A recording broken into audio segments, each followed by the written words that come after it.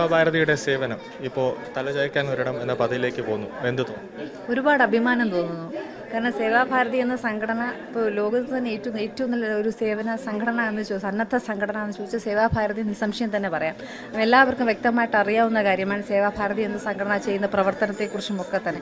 എല്ലാ രംഗത്തും, ഇപ്പോൾ സേവന രംഗത്തായാലും അതുപോലെ തന്നെ കുട്ടികൾക്ക് വേണ്ടിയിട്ട് വിദ്യാഭ്യാസത്തിന് വേണ്ടിയിട്ടും മുതിർന്നവർക്ക് വേണ്ടിയിട്ടും വൃദ്ധരായിട്ടുള്ള ആളുകൾക്ക് വേണ്ടിയിട്ടും ഒക്കെ തന്നെ നിരവധിയായിട്ടുള്ള സഹായങ്ങൾ സേവാഭാരതിയുടെ നേതൃത്വത്തിൽ നൽകുന്നുണ്ട്. അങ്ങനെ നമ്മുടെ വട്ടിയൂർക്കാവ് യൂണിറ്റ് തലചായ്ക്കാനൊരിടം എന്ന ഒരു പദ്ധതിയിൽ വട്ടിയൂർക്കാവ് യൂണിറ്റ് നൽകുന്ന 4ാമത്തെ വീടാണെന്ന് ഇവിടെ നൽകുന്നത്. നമ്മുടെ ഒരു പ്രവർത്തകനായിട്ടുള്ള കുഞ്ഞിന് സുഖമില്ല, ഒരുപാട് കഷ്ടതകൾ അനുഭവിച്ച ഒരു വ്യക്തിയാണ്. അപ്പോൾ അദ്ദേഹത്തിന് നൽകാൻ സാധിച്ചതിൽ ഒരുപാട് സന്തോഷം.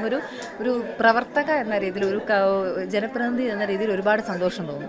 ഒരു വീടെന്നൊരു സ്വപ്നം അതിവിടെ സാക്ഷാത്കരിച്ചിരിക്കുകയാണ്, എന്ത് തോന്നുന്നു? പ്രത്യേകിച്ച് എന്ത് തോന്നാനായിട്ട് ഒരിക്കലും ഇല്ലാത്തൊരു സന്തോഷമാണ് ജീവിതത്തിൽ. ഒരു വീടെന്ന് പറയുന്നത് സാധാരണ ഒരു വ്യക്തിക്ക്, ഒരു പാവപ്പെട്ടവന് വയ്ക്കാൻ ഭയങ്കര ബുദ്ധിമുട്ടുള്ളൊരു കാര്യമാണ്.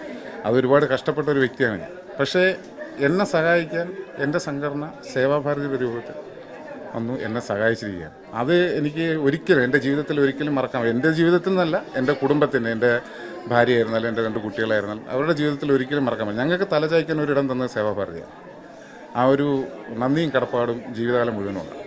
ഈ ഒരുപാട് കടമകളുണ്ടാവുമല്ലോ, ഈ പെട്ടെന്ന് ആയിരിക്കുമല്ലോ സേവാഭാരതി വന്ന് വീട് വെച്ച് തരാമെന്നൊരു സഹായത്തിലേക്ക്? അല്ല, ഞാൻ ഇത് മേടിച്ചിട്ട് ഇപ്പം നമ്മുടെ ലൈഫ് പദ്ധതിയിൽ എനിക്ക് വസ്തു കിട്ടിയിട്ടുണ്ടെങ്കിൽ ഏകദേശം 7 വർഷത്തിന് പുറത്തായി. അത് 7 വർഷം കൊണ്ട് ഞാൻ എൻ്റെ വീട് വയ്ക്കണം ഒരു പ്ലാനിൽ ഇങ്ങനെ നടന്നു. ഒരുപാട് ലോണുകൾ എടുക്കാൻ നോക്കി, പക്ഷേ ലോണുകളൊന്നും നമുക്ക് നടന്നില്ല. അപ്പോൾ ഒരുപാട് തവണ ഞാനിങ്ങനെ പല ആൾക്കാരുടെ അടുത്തും ഞാനിങ്ങനെ ഞാൻ BMSൻ്റെ ചുമതല ഉണ്ടായിരുന്നു. BMSലെ ചുമതല ഉണ്ടായിരുന്ന സമയത്ത് BMSലെ ചുമതലയുള്ള ഒരു കക്ഷി ഒരു ദിവസം രാത്രി ഇങ്ങനെ സംസാരിക്കേണ്ടായി, ഒരു വീട് എങ്ങനെയെങ്കിലും ഒന്ന് സെറ്റ് ചെയ്തതാണ്, നിവർത്തിയില്ല. അപ്പോൾ അതേപോലെ നമുക്ക് നോക്കാമെന്ന് പറഞ്ഞു. അത് കഴിഞ്ഞ് ഞാൻ അതങ്ങ് വിട്ടു. അത് വിട്ടെന്ന് വെച്ച് കഴിഞ്ഞാൽ പിന്നെ അതിൻ്റെ പുറകെ പോയില്ല. പിന്നെ ഇങ്ങനെ നിന്ന് ഒരു ഭഗവാന്റെ അടുത്ത് ഡെയിലി മഹാദേവനെ ചെന്ന് കണ്ട് ഇങ്ങനെ പറയും, വീട് വീട് വീടെന്ന്. അങ്ങനെ ഒരു സുപ്രഭാതത്തിൽ രാവിലെ നിർമ്മാല്യം തൊഴിട്ടുന്നപ്പോഴാണ് അനിച്ചേട്ടൻ എൻ്റെ അടുത്ത് പറഞ്ഞത്, വീടിൻ്റെ കേസ് എന്തായി, നീ നാളെ കല്ലിട്ടു, ഒരു കല്ലിടാനൊരു ഡേറ്റ് എടുത്തോ, പണി തുടങ്ങിക്കുമെന്ന് പറഞ്ഞു.